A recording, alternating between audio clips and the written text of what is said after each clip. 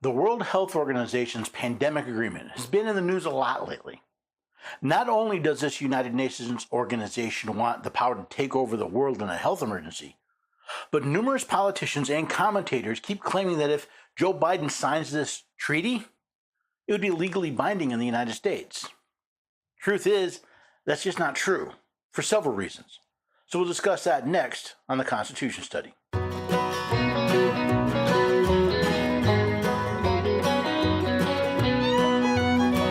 Neighbors and have a few good friends.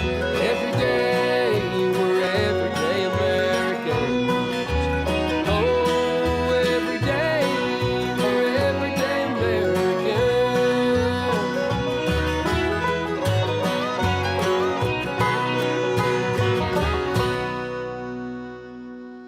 Hello there, everyday Americans. Paul Engel here with the Constitution Study, where we read and study the Constitution. Teach our generation to be free, and I'm glad you could join me today. You know, we all need a boogeyman, somebody we can point to and say, the end of the world is coming and here's the proof. Well, this WHO treaty is a boogeyman. Well, yes and no, because there is a lot of evil in it, and it's going to be used to do a lot of bad things. But if we know the truth, well, the truth will set us free. Now, you can find more about this article I wrote and all the links at the webpage constitutionstudy.com. We'll talk a bit more about the website at the end of the episode. But for now, let's take a look at this pandemic agreement. With all of this talk about the WHO treaty, you might be surprised to find out it doesn't call itself a treaty. Rather, its actual title is the WHO Pandemic Agreement. This detail will become important later in this episode. As you may expect, this agreement starts with some grandiose statements, many of which are just grandly wrong. Recognizing that the World Health Organization is fundamental to strengthening pandemic prevention, preparedness, and response, as it is the directing and coordinating authority on international health work. As more and more information comes to light, we find the recommendations from WHO regarding lockdowns, masks, and the mRNA vaccines, but in question how effective they were in preventing the spread of the pandemic. Which brings into question the purpose of this agreement. The objective of the WHO Pandemic Agreement, guided by equity and the principles and approaches set forth herein, is to prevent, prepare for, and respond to pandemics. Who would decide how to prevent, prepare, and respond to pandemics under this agreement? It shouldn't surprise anyone that it would be the bureaucrats in the WHO calling the shots. While much of the agreement's language is fairly vague, that doesn't mean there aren't problems. For example, language like this. The parties commit to take measures to progressively strengthen pandemic prevention and coordination, multi-sectoral surveillance, taking into account national capacities and national and regional circumstances.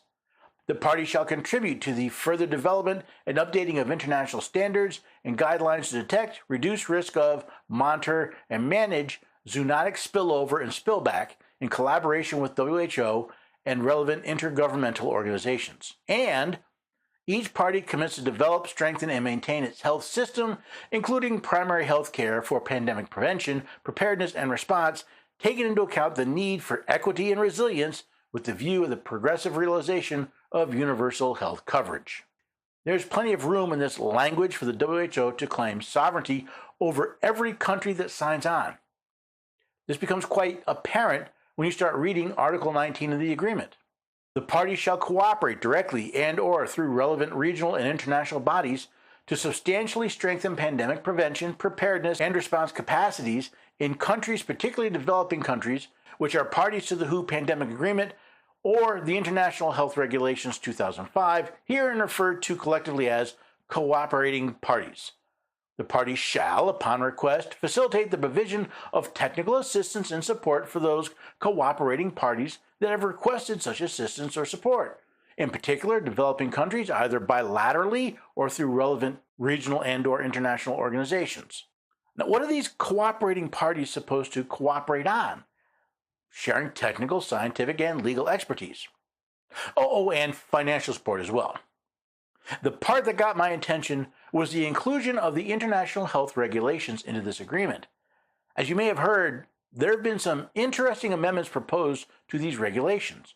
Amendments like standing recommendations means Advice issued by WHO for specific ongoing public health risks pursuant to Article 16 regarding appropriate health measures for routine or periodic application needed to prevent or reduce the international spread of disease and minimize interference with international traffic.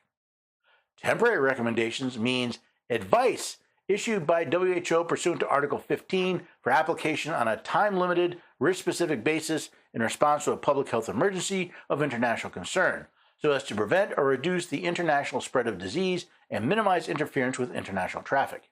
Notice how these recommendations would no longer be non-binding. I guess that means the WHO would consider these recommendations legally binding on parties to these agreements. Furthermore, these amended regulations have an amended purpose.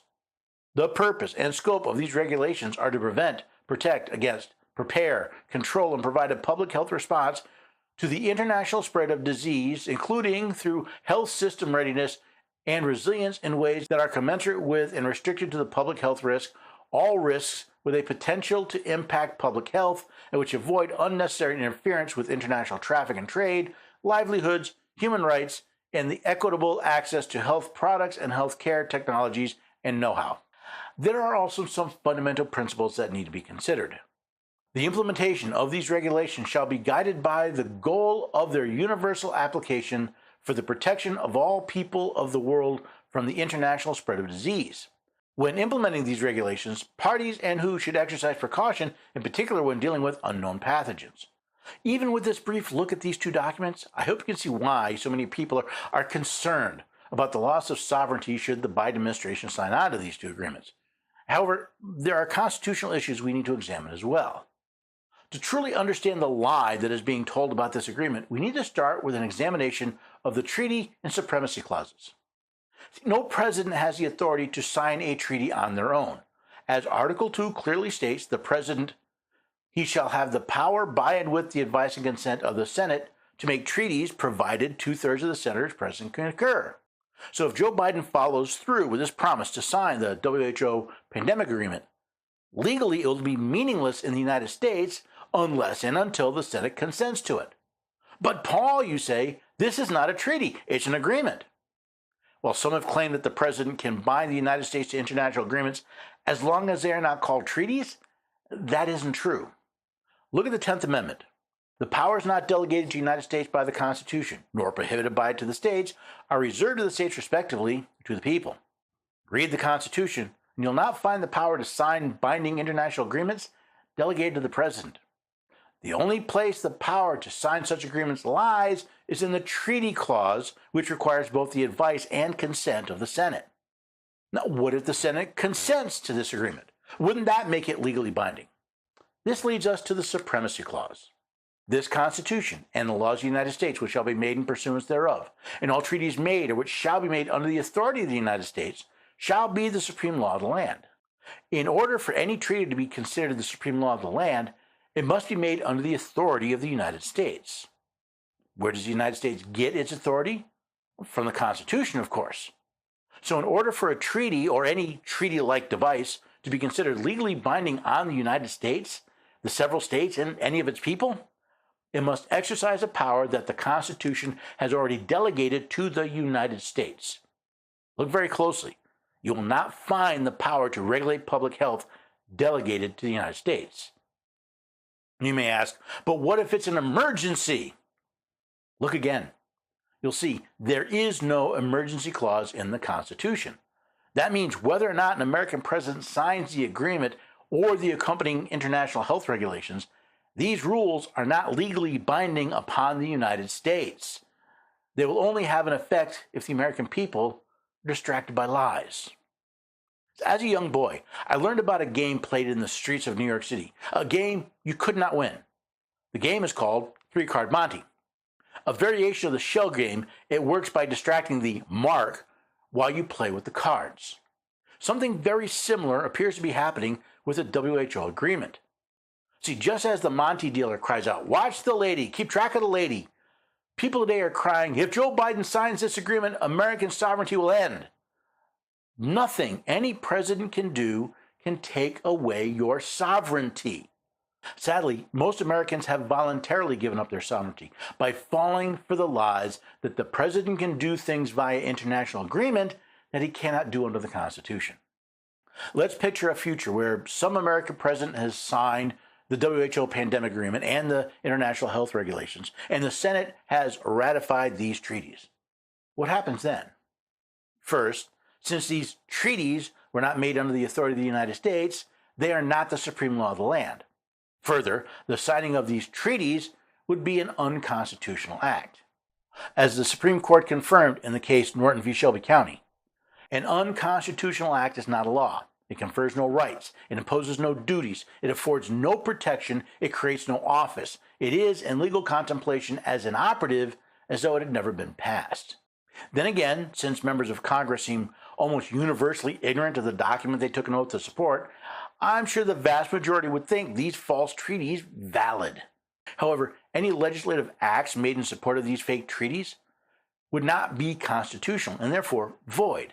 As Alexander Hamilton said in Federalist 78, there is no position which depends on clearer principles than that every act of a delegated authority, contrary to the tenor of the commission under which it is exercised, is void. No legislative act, therefore, contrary to the Constitution, can be valid.